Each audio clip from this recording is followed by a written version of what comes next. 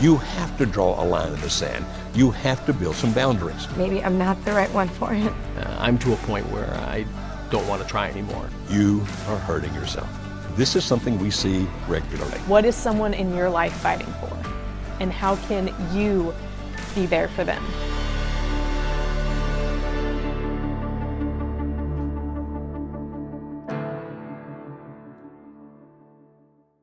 We have some live questions that have come in.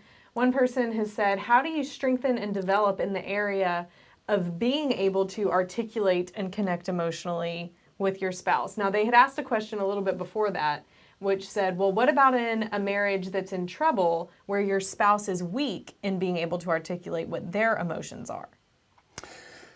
The real key here is not about what your spouse is communicating, it's about what you're communicating. That's good. Because people tend to reciprocate. If he or she is not very good at explaining what he or she feels, is what I just read, right? Weak. Okay.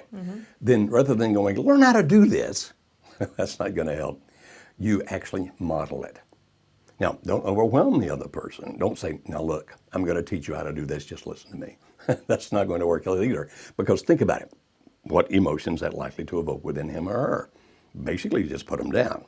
But you can model it by you being open and transparent, you explaining what you feel. Don't do it in long bursts. I mean, spending 5 minutes to explain how you feel is probably not as powerful as spending 1.5 to 2 minutes to explain how you feel, because the other person can maintain attention and cue in and listen and understand. And so don't focus on how do I get him or her to be better at this. You do it. And not trying to talk them into it. If that's what you're asking, I suggest don't do that.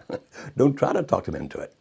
You model it by being open and transparent to him or her, but not in a way that's overwhelming. And if you're thinking, how will I know if it's overwhelming? Watch their reactions. When their eyes start glazing over, or they start looking other places, or you can tell them when they get out of the room, you're overdoing it. It's just a step at a time. Remember, this is, what's the old phrase, Kimberly, it's a marathon, not a Sprint. Not a sprint. You don't have to do all of this in just one day, or especially in one conversation. Take your time. It's something that happens over a period of time. Absolutely.